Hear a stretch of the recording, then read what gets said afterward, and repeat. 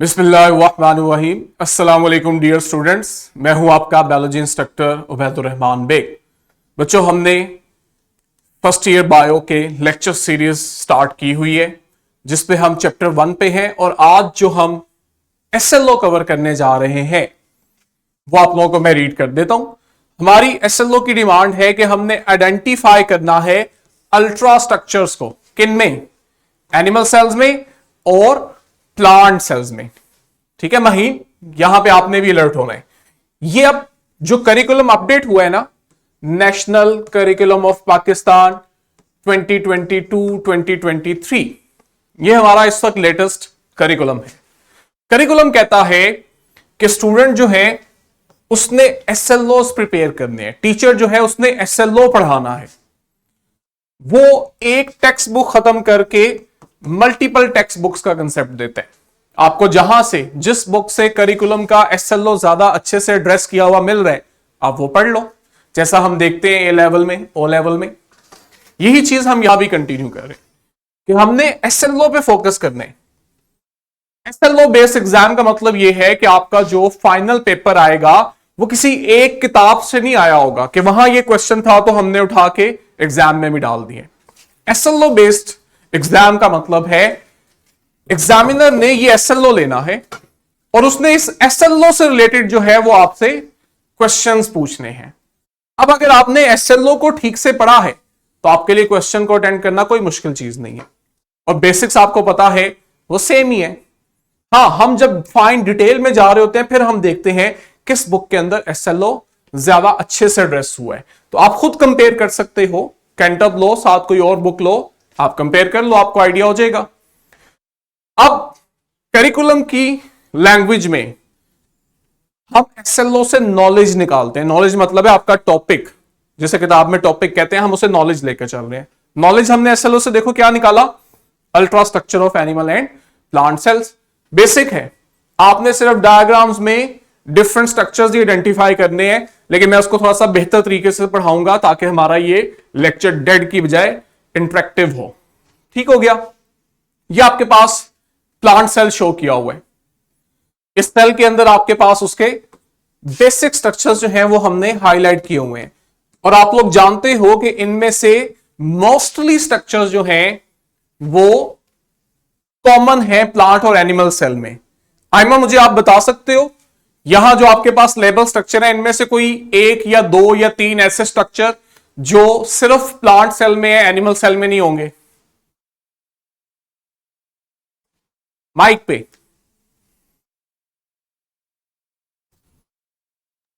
Sir मैं बताऊं? हाँ जी, कंप्यूटर वाले बच्चे बताएंगे। सर सेल वॉल जैसे प्लांट सेल में होता है और सेल मेम्ब्रेन एक सेल पे होता है। ठीक है, वही 9-10 में तो बायो नहीं थी ना, कि थी कंप्यूटर के साथ? नहीं सर, मैंने अभी आईसीएस रखा 9-10 में बायो पढ़ी है। ओके, ठीक है, यू कैन पार्टिसिपेट, लेकिन पहले बायो वाले बच्चों का हक है। हाँ जी आइमा।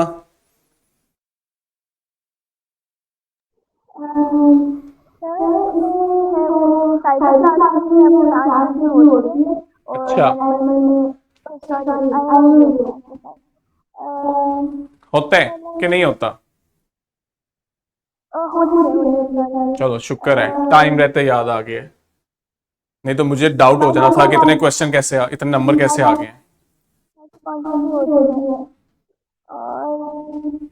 नहीं, इतना स्लो नहीं कि मुझे ही समझ ना लगे। आप सोचो, मैं सादिया से लेता हूं आंसर, आपने इतनी देर मुझे टाइप करके बताना है ताकि दोनों को मैं एट अ टाइम कम्युनिकेट कर सकूं। हाँ जी सादिया, कोई ऐसा स्ट्रक्चर जो आपको प्लांट में मिले, एनिमल में ना मिले इस डायग्राम में? क्विक रिस्पॉन्स किया करो ताकि हम आगे जल्दी से मूव करें। सादिया जाग रहे हो? इसलिए कहते हैं कि कैमरा ऑन रखा करो। चलो शाबाश, दोनों बच्चे अपने कैमराज ऑन करो। अगर माहीन ने पार्टिसिपेट करना है तो वो भी। हाँ जी सादिया को आवाज आ रही है? सर मेरा माइक काम नहीं कर रहा। चलो शाबाश, टाइप करो। आपके पास क्लोरोप्लास्ट ऐसा स्ट्रक्चर है, ये तो बड़ी बेसिक चीजें हैं, 9-10 में नहीं भी पढ़ा तो 6-7-8 में पढ़ी होती है हमने चीजें। जो सिर्फ प्लांट सेल में फोटोसिंथेसिस करवा रहा है एक लार्ज सेंट्रल वैक्यूल बड़े साइज में, ये आपके पास सिर्फ कहां होता है, प्लांट सेल के अंदर होता है। और इसके अलावा देखो सेल वॉल, ये भी आपके पास एक स्पेसिफिक स्ट्रक्चर है जो आपको सिर्फ प्लांट सेल में मिलेगा, बाकी जनरली आपके पास एनिमल में भी है। अब ये देखो हमने एक एनिमेशन जो है साथ अटैच की हुई है। मकसद ये है डिजिटली पढ़ाने का कि आपको एडवांस्ड मेथोडोलॉजी के थ्रू, टेक्नोलॉजी के थ्रू भी समझाया जाए। क्विकली हम देखते हैं, बेसिक चीजें मैं आप पे छोड़ूंगा, आप बेशक बाद में स्लाइड मिलेगी तो डिटेल भी देखना। अब इसमें आप देखो वो आपको एनिमेशन में दिखाएगा कि किस तरह से बेसिक स्ट्रक्चर जो है वो अरेंज है एक एनिमल सेल के अंदर। देखो माइटोकॉन्ड्रिया को हाईलाइट कर रहा है। क्विकली देखो ये थ्रेड लाइक स्ट्रक्चर्स, ये माइटोकॉन्ड्रिया का डीएनए है। और हम ग्रेड 9 में पढ़ के आए हुए हैं कि ये इंटरनल पार्ट जो होता है वो मैट्रिक्स होता है। काम क्या कर रहे हैं, एटीपी बना रहे हैं। न्यूक्लियस देखो, न्यूक्लियस में एक डार्क रीजन है न्यूक्लियोलस, जहां पे ये देखो क्रोमोसोम्स पड़े हैं। बाहर एक मेम्ब्रेन स्ट्रक्चर होता है एंडोप्लाज्मिक रेटिकुलम, वो देखो बिल्कुल साथ ही न्यूक्लियस के बाहर ब्लू कलर का एंडोप्लाज्मिक रेटिकुलम है। फिर हम देखते हैं कोई थ्रेड लाइक स्ट्रक्चर माइक्रोट्यूब्यूल्स होती हैं जो ट्यूबुलिन प्रोटीन की बनी हुई है। अब ये हर स्ट्रक्चर है जो हम इंशाल्लाह डिटेल पढ़ेंगे इसी चैप्टर में।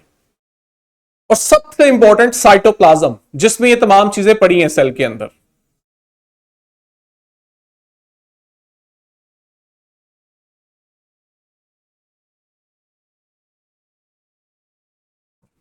राइबोसोम्स आ गए, प्रोटीन्स बनाते हैं, बहुत इंपॉर्टेंट काम है इनका सेल में। गोल्जी ऑपरेटस पैकेजिंग करते हैं उन चीजों की जिन्हें हमने सेल से बाहर रिलीज करना होता है। ये देखो अब ये वो तमाम स्ट्रक्चर जो हम पढ़ने जा रहे हैं आगे।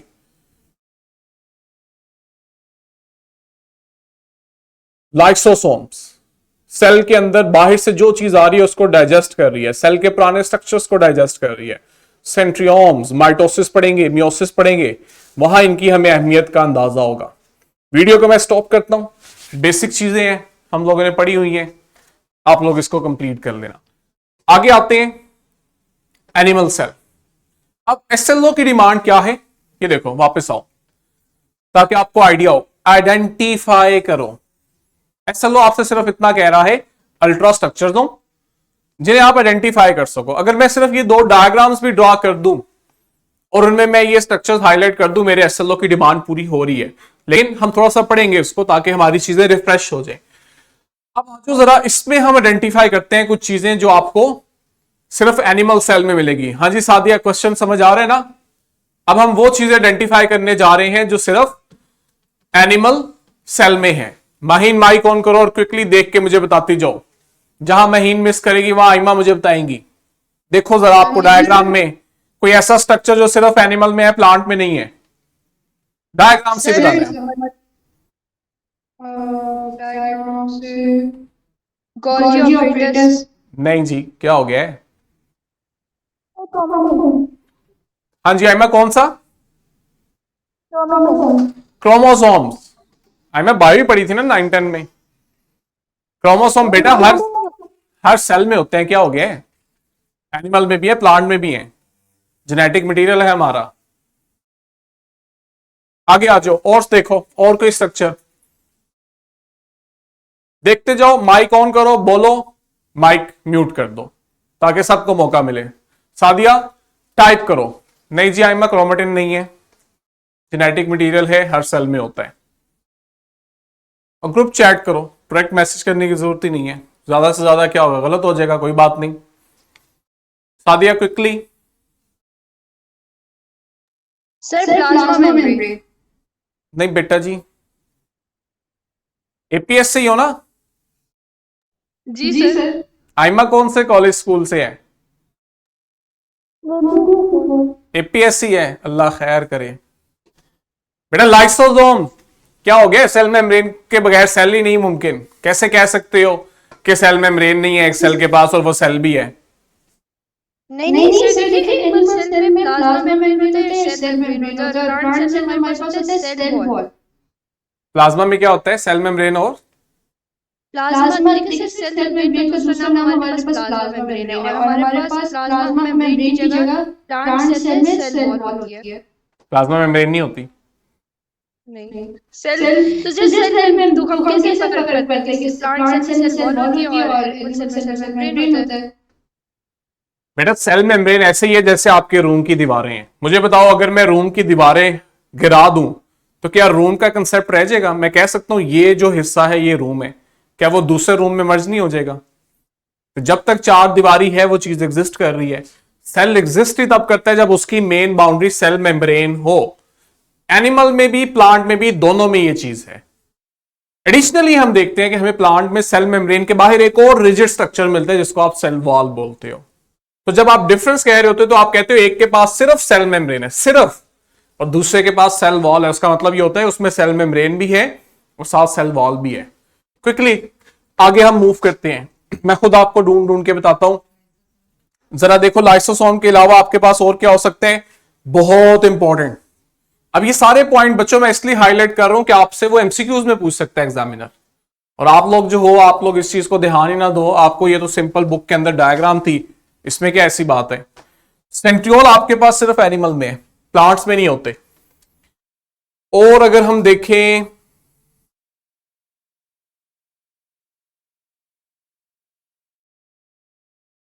बाकी सेम बेसिक चीजें हैं।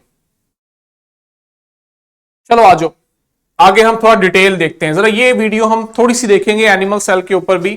इंटरेस्टिंग है, इसके ग्राफिक्स जरा ज्यादा मजे के हैं, ज्यादा इंटरेस्टिंग है कि किस तरह से हमारे पास ये देखो सेल को जूम कर रहा है और ये आपके पास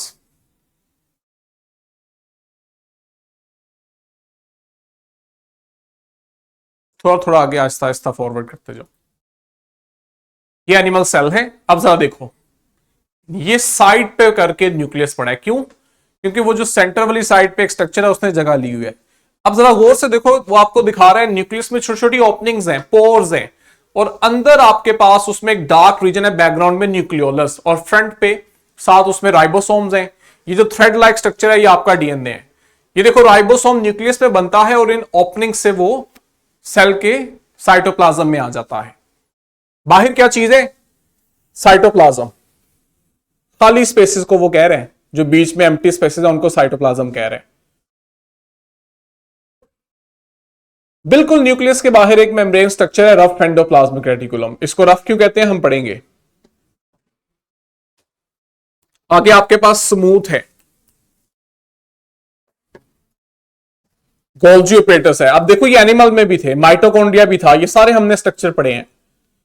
ये सेल मेम्ब्रेन है, देखो उसके स्ट्रक्चर को हाईलाइट कर रहे हैं। तो प्लांट सेल के पास भी सेल मेम्ब्रेन है।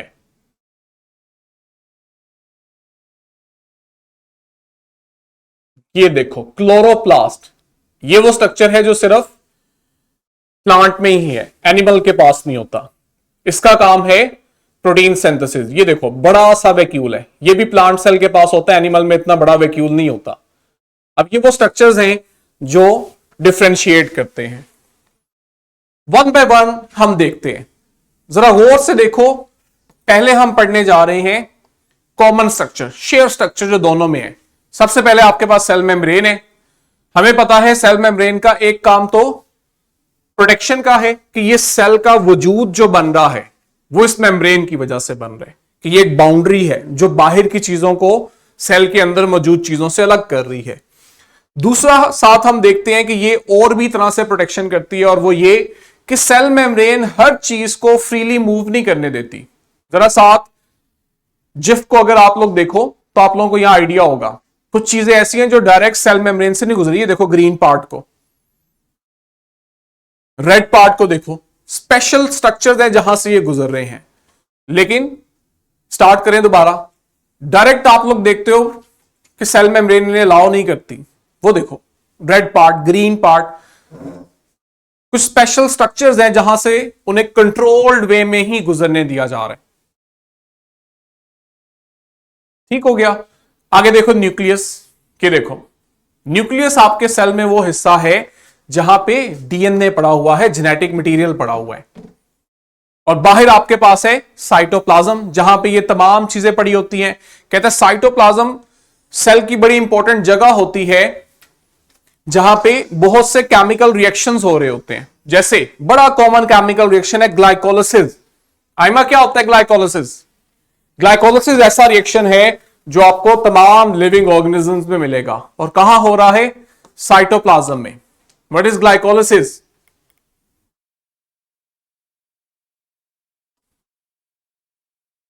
No idea? सर मैं बताऊं? हाँ जी। The process of making energy for the cell. For the cell. उसको रेस्पिरेशन नहीं कहते? तो सर ग्लाइकोलाइसिस में हमारे पास शुगर की ब्रेकडाउन होती है और उसके थ्रू हमारे पास एनर्जी बनती है। रेस्पिरेशन। हाँ जी, हाँ जी, बोल रहे हैं।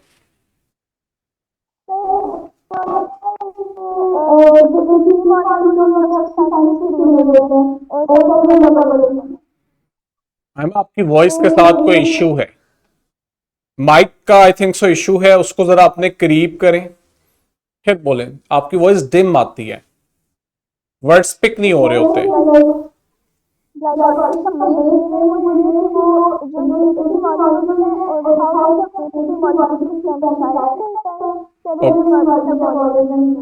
ओके, और किस चीज की ब्रेकडाउन करते हैं हम इसमें? ओके, ठीक है। थाउजेंड्स ऑफ की हम बात नहीं करेंगे, आगे हमने पढ़ना है, ये है हमारे सिलेबस में। हम कहते हैं कि ग्लाइकोलिसिस के दौरान ग्लूकोज की ब्रेकडाउन से महीन आपने भी सुनना है, पायरुविक एसिड बनता है। रेस्पिरेशन एक बड़ा प्रोसेस है, उसकी एक कैटेगरी या एक उसका हिस्सा जो है ना, उसे ग्लाइकोलिसिस कहते हैं। तो ग्लाइकोलिसिस में आप ग्लूकोज को पायरुविक एसिड में कन्वर्ट कर रहे होते हो, और इस दौरान हम कहते हैं कि हमें कुछ एटीपी प्रोड्यूस होते हैं जो मिलते हैं, जिसे सेल यूज करता है। कितने हैं मैं भी इस बहस में नहीं जाऊंगा। Mitochondria, powerhouse of cell, ठीक है। ये जो ग्लाइकोलिसिस हुई, हमने देखा कि ये साइटोप्लाज्म में हुई थी, याद है? ये देखो साइटोप्लाज्म में हो रही है। जब पायरुविक एसिड बन जाता है ना, तो ये फिर आता है माइटोकॉन्ड्रिया के पास, जहां पे रेस्पिरेशन को कंप्लीट करके मजीद एनर्जी प्रोड्यूस की जाती है। तो इसलिए हम इसे कह रहे हैं ये सेल का पावर हाउस है, जनरेटर है सेल का, इसने सेल को एनर्जी बना के देनी है। राइबोसोम्स बहुत इंपॉर्टेंट, छोटा सा स्ट्रक्चर होते हैं लेकिन उतने ही इंपॉर्टेंट होते हैं। क्या करते हैं? सेल को प्रोटीन बना के देते हैं। अगर सिर्फ यही स्ट्रक्चर जो है ना अपना काम करना छोड़ दे तो सेल सरवाइव नहीं कर सकता, इतनी अहमियत है इनकी। ये देखो साथ डायग्राम में आपके पास ये जो ब्लू रीजन्स हैं, ये राइबोसोम्स हैं। जरा गौर कर रहे हो, दो स्ट्रक्चर्स हैं, मिलते हैं तो आपके पास एक थ्रेड लाइक स्ट्रक्चर बनता है जो कि प्रोटीन है। आगे देखो, एनिमेशन पे भी साथ गौर करते रहना। ये देखो, ये एक स्ट्रक्चर चल रहा है, इस पे भी गौर करते रहो। एंडोप्लाज्मिक रेटिकुलम आता है, ये आपके पास एंडोप्लाज्मिक रेटिकुलम है। एंडोप्लाज्मिक रेटिकुलम क्या करता है? ये ट्रांसपोर्ट के अंदर इन्वॉल्व है, सिंथेसिस में भी इन्वॉल्व होता है। बहुत सारी प्रोटीन्स जो हैं वो राइबोसोम से बनने के बाद एंडोप्लाज्मिक रेटिकुलम पे आती हैं। एंडोप्लाज्मिक रेटिकुलम जो है वो इसको फिर आगे ट्रांसपोर्ट करता है, और इसको ट्रांसपोर्ट करके किसके पास लेके जाता है? गोल्जी ऑपरेटस के पास। ये दोबारा से देखो, ये एंडोप्लाज्मिक रेटिकुलम से प्रोटीन आ रही है, अब ये देखो ये मूव करके आएगी गोल्जी ऑपरेटस के पास। गोल्जी ऑपरेटस क्या करेगा? इसमें कुछ चेंजेस करेगा और फाइनली इसकी पैकिंग करेगा, ठीक है। ये पैकिंग हाउस है, इसमें चीजों को पैक करना है। पैक करने के बाद क्या किया जाएगा? उन्हें उनकी मंजिल की तरफ रवाना कर दिया जाएगा। सेल के अंदर भी रह सकते हैं, सेल से बाहर भी जा सकते हैं। आगे हम लोग आ रहे हैं अपने एसएलओ के सेकंड पार्ट की तरफ, कि हमने जहां पे स्ट्रक्चर्स को आइडेंटिफाई करना है उसका एक हिस्सा था कॉमन स्ट्रक्चर्स को आइडेंटिफाई करना। अब हम देखने जा रहे हैं यूनिक स्ट्रक्चर्स, वो जो मैंने डायग्राम में आपसे पूछे थे कि कौन से ऐसे स्ट्रक्चर्स हैं जो सिर्फ एक में ही हैं। तो हम स्टार्ट करते हैं एनिमल से, कि कुछ स्ट्रक्चर्स ऐसे हैं जो सिर्फ एनिमल में है। Number 1 lysosome. ये देखो एनिमेशन जिफ की तरफ इन्हें चलाएं। क्या आपके पास जब भी सेल से बाहर से कोई चीज आती है, ये देखो लेट्स से ये कोई आपका फूड एंटर हुआ है, सेल उसे इनटेक करता है वैक्यूल की फॉर्म में। लाइसोसोम उसके साथ फ्यूज होते हैं। लाइसोसोम्स में होते हैं एंजाइम्स। एंजाइम क्या होते हैं? ये बायोलॉजिकल कैटलिस्ट होते हैं, जैसे हम केमिस्ट्री में पढ़ते हैं ना कैटलिस्ट, ये बायोलॉजिकल कैटालिस्ट होते हैं। ठीक है, इनका काम क्या होता है? चीजों की ब्रेकडाउन करना, बनाना भी होता है, लेकिन हम लाइसोसोम वाले एंजाइम्स की बात करें तो ये चीजों की ब्रेकडाउन कर रहे हैं। एनिमेशन को दोबारा दिखाएं जिफ को, कि जैसे ही वो चीजें बाहर से आई हैं, आप लोग देखोगे कि लाइसोसोम उसके साथ फ्यूज होगा और अपने जो एंजाइम है वो उसमें रिलीज करेगा। ये एंजाइम क्या करेंगे? उसको डाइजेस्ट कर देंगे, जो भी उसमें है, जो चीजें यूजफुल है सेल वो यूज कर लेगा, बाकी का जो वेस्ट रेजिडुअल मटेरियल है ना, वो आपने देखा सेल उससे सिंपली बाहर रिलीज कर देता है। ये देखो सेंट्रियोल, मैंने आप लोगों को हाईलाइट करके दिखाया था कि सेंट्रियोल जो है ये बड़े इंपॉर्टेंट स्ट्रक्चर हैं जो एनिमल में होते हैं। जरा खुद देखो, आप लोगों ने माइटोसिस मियोसिस पढ़ी हुई है, आप लोगों को कुछ ना कुछ याद आ रहा होगा कि सेंट्रियोल सेल में वो स्ट्रक्चर्स होते हैं जिनसे स्पिंडल फाइबर्स निकलते हैं। ये जो येलोविश पार्ट है, ये स्पिंडल फाइबर क्या करता है? ये स्पिंडल फाइबर्स जो हैं ये क्रोमोसोम्स को एक दूसरे से सेपरेट करते हैं, जिसकी वजह से फाइनली आप देखते हो सेल डिवाइड करता है। तो सेंट्रियोल का सेल डिवीजन में बड़ा इंपॉर्टेंट रोल है। नेक्स्ट हमारे पास सेल वॉल है। सेल वॉल सिर्फ और सिर्फ आपके पास आपने जिफ पे भी फोकस करना है, प्लांट सेल में होती है। ध्यान से देखो, आउटर मोस्ट लेयर, महीन आउटर मोस्ट लेयर, इसका मतलब ये नहीं है कि इसमें सेल मेम्ब्रेन नहीं होती।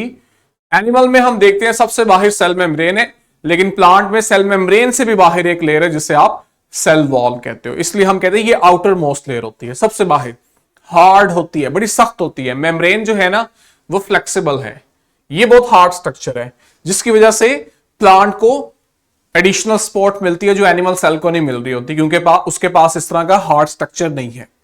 ठीक है, इसी वजह से हम देखते हैं कि प्लांट्स जो है उनमें स्पेसिफिक शेप होती है। उनके जो सेल है ना, यहां भी देखो ऑलमोस्ट हम देख रहे हैं रेक्टेंगुलर शेप के स्पेसिफिक सेल होते हैं।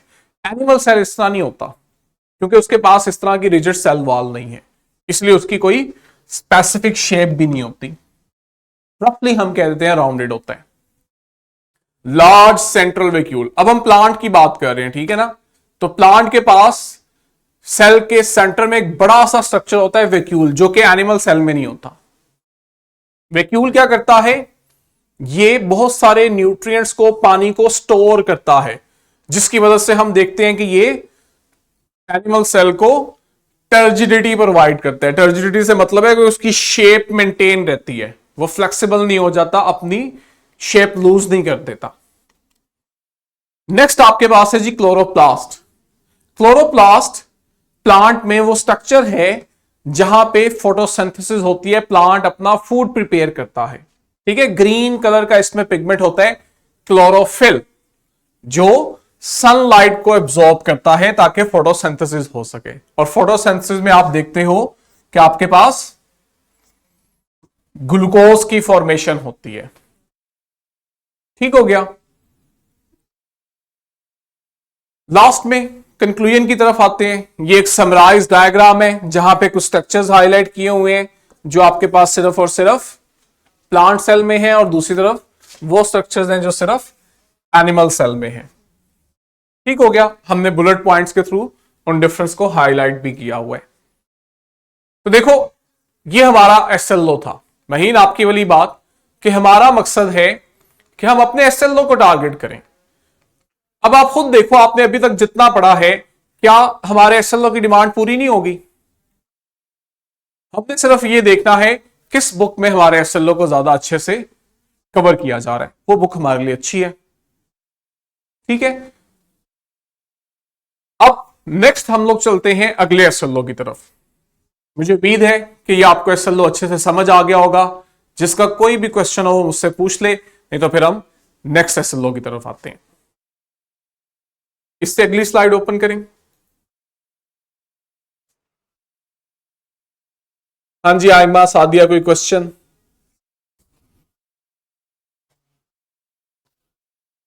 अभी जो हमने एसएलओ पढ़ा है उसमें सिर्फ सेल्स को बेसिक लेवल पे इंट्रोड्यूस करवाया है। अब हम देखने जा रहे हैं अपने इन्हीं सेल के स्ट्रक्चर्स को इन डिटेल। ठीक है, 3 मिनट रह गए हैं, मैं आपको सिर्फ इंट्रो करवाऊंगा, हम डिटेल